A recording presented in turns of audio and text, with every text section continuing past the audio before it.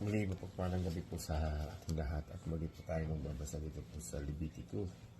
Nandito na po tayo ngayon sa Levitico chapter 4 na po tayo. At ang aking pong babasahin ay dito po sa Levitico chapter 4 verse 1 to 4 po. At ang sinasabi nga po sa talatang ito, mga handog para sa kasalanang di sinasadya. Sinabi ni Yahweh kay Moises, sabihin mo sa bayang Israel kung ano ang dapat nilang gawin kapag sila'y nagkakasala o hindi sinasadyang makalabag sa alinmang utos ni Yahweh. Kung ang nagkasala'y pinakapunong pari at nadamay pati ang sambayanan, ay mag-aalay sila ng isang batang turo na walang kapintasan bilang handog para sa kapatawaran ng kanyang kasalanan. Dadalhin niya ito sa harapan ni Yahweh sa may pintuan ng tuldang tipanan.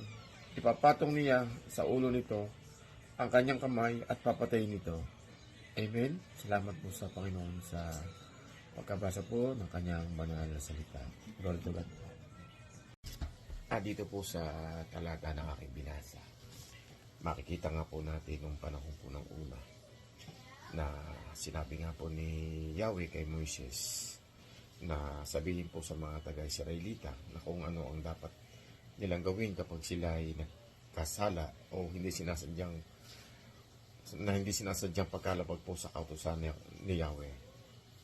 At makikita nga po natin na ang sabi po ng Panginoon kay Moises ay mag-aalay po ng isang turong baka.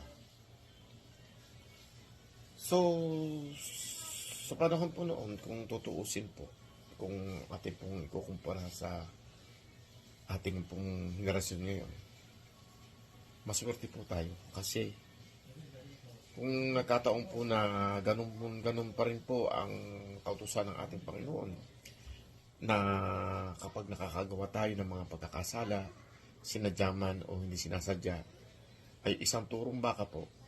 Siguro po kung may maalaga naman po tayong baka o ano po, siguro po ubos yung ating mga alagang baka. Kasi sa araw-araw po ng takbo ng pamumuhay natin dito sa ating mundo pong ginagalawan na lagi po nandito po yung pagkakasala eh. So mabuti po si Lord kasi sa pamamagitan po ng kanyang dugo, tinubos po tayo sa ating mga kasalanan. Siya po ang nagbayad. Siya po ang nagsakripisyo para sa atin. Pero bakit po tayo mga tao, pilit pa rin po tayo na gumagawa ng pagkakasala sa halip na tayo po ay sumunod sa kautusan po ng ating Panginoon. Pero mas pinipili po natin na tayo po ay gumawa ng mga pagkakasala. So, nung panahon po nung una, makikita nga po natin na isang turo pong baka ang inaalay kapag po nagkakasala ang isang tao. O ang ginagawa po, kuha po ng isang turong baka, excuse po, at ipapatong po yung kanyang kamay sa ulo po ng baka, at pagkatapos ipapatayin po yung baka, at yung dugo po ay ibubuhos po doon sa may tuldang tipanan. At makikita nga po natin kung tulad nga po na nasabi ko kanina na maswerte pa po tayo kasi ang Diyos po ay mapagpatawad. Kahit tayo patuloy na nagkakasala, ay palagi po tayo pinapatawad ng ating Panginoon. Kaya kung sa buhay natin ngayon, kung ano man yung ating napapag-aralan, dito sa ating binabasa ng Scripture, ay ito po ay isang naging aral po sa atin na tayo ay maswerte pa kasi tulad nga ng pagkatubos sa atin ng ating Panginoon sa ating pagkakasala, ay kahit tayo gumagawa po rin ng pagkakasala, ay pilit pa rin tayong pinapatawad ng ating Panginoon. So, purihin po ang Panginoon sa pagkabasa po ng kanyang banal na salita, at lagi po natin siyang itaas at papuri at bigyan po ng mataas na pasasalamat. God bless po everyone. Bye-bye. Magandang gabi po sa ating lahat. Ang ibabahagi ko po ngayon ay makikita sa Leviticus chapter 4 verse 5 to 9. Ito po ay kay Sis Ayet. Ito po ang nakasulat. Kukuha ng dugo ng turo ang punong pari at dadalhin niya sa loob ng tulda. Ilulubog niya ang kanyang daliri sa dugo at iwiwisik ng 7 bisis sa harap ng tabing na tumatabing sa pinakabanal na lugar sa presensya ng Panginoon. Pagkatapos, papahiran niya ng dugo ang parang sungay sa mga sulok ng altar at pagsunugan ng insenso sa loob ng tulda sa presensya ng Panginoon. At ang natirang dugo ng turo ay bubos niya sa ilalim ng altar na pagsusunugan ng handog na sinusunog. Ang altar na ito ay malapit sa pintuan ng tulda. Pagkatapos, kukunin niya ang lahat ng taba sa lamang loob ng turo, ang mga bato at ang taba nito, pati ng maliit na bahagi ng atay.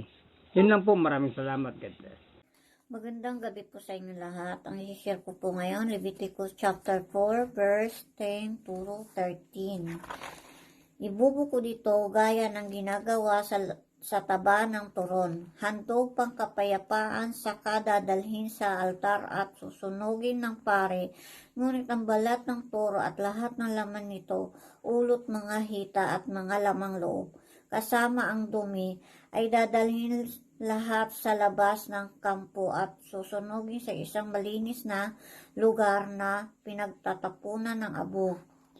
Kung ang buong kapulungan ng Israel ay magkasala ng di sinasadya at makagawa sila ng labag sa kautusan ng di nila nalalaman.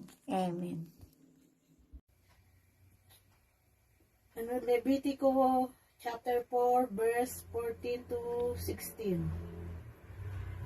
Pagka nakilala ang kasalanan ng kanilang pinagkasala ay maghahandog nga ang kapisanan na isang guyang toro na pinakahandog dahil sa kasalanan at dadalhin sa harap ng tabernakulo ng kapisanan. At ipapatong ang mga matatanda ng kapulungan ang kanilang kamay sa ulo ng toro sa harap ng Panginoon at papatayin ang toro sa harap ng Panginoon.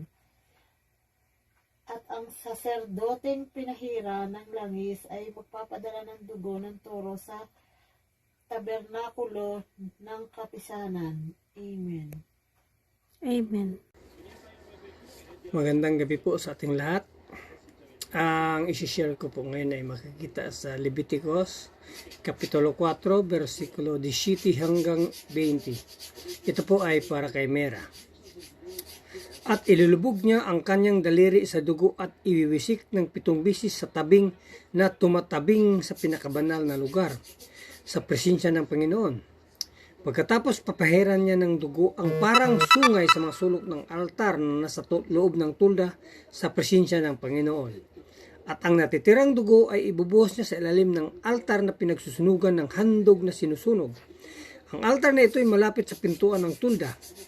At ang gagawin niya sa turo na ito ay katulad din ng ginawa niya sa turong handog sa paglilinis. Kukunin niya ang lahat ng taba ng turo at susunugin sa altar at susunugin ang turo sa labas ng kampo. Sa pamamagitan ng gagawing ito ng punong pare, ang mga taga-Israel ay matutubos sa kanilang mga kasalanan at patatawarin ng Panginoon ang mga kasalanan nila. Ito ang handog sa paglilinis para sa buong sambayanan ng Israel. Yun lang po. Maraming salamat. God bless. Mapagpalang gabi po sa inyong lahat. Ang ibabahagi ko pong verse sa gabing ito ay sa Leviticus chapter 4 verses 21 to 24 na sinasabi, "Then he is to bring out the bull to a place outside the camp and burn it as he burned the first bull. It is the sin of offering for the assembly." 22. When a leader sins and intentionally does any one of all the things which the Lord his God has commanded not to be done, and he becomes guilty. 23.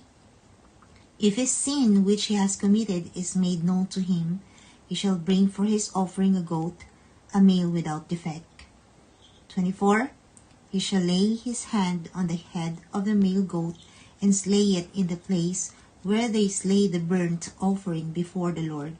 It is a sin offering. Amen.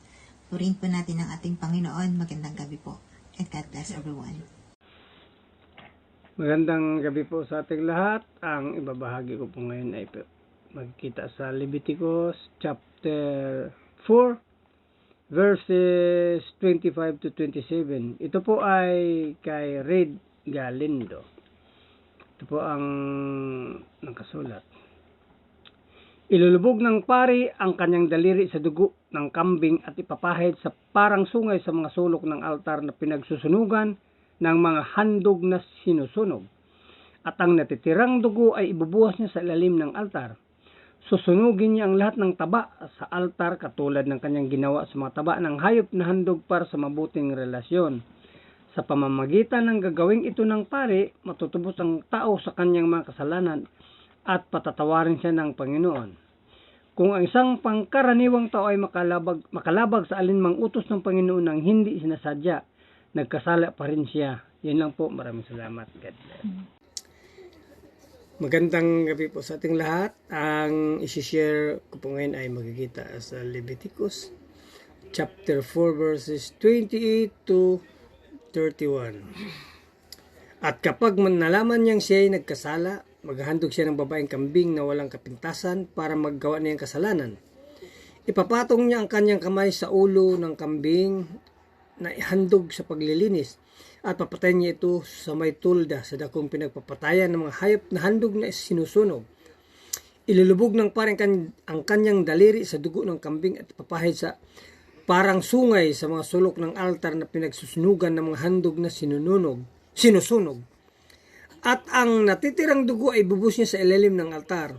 Pagkatapos kukunin niya ang lahat ng taba ng kambing katulad ng ginawa niya sa hayop na handog para sa mabuting relasyon. At susunugin niya sa altar ang taba at magiging mabagong samyon na handog at makalugod sa Panginoon. Sa pamamagitan ng gagawing ito ng pare, ang tao ay matutubos at matatawarin siya ng Panginoon. Yan lang po. Maraming salamat. God bless. Magandang pagpapalang gabi po. Babasahin ko po ay sa Leviticus chapter 4 verses 32 to 35. Kung ang handog para sa kasalanan ay isang tupa, kailangan babaeng walang kapintasan.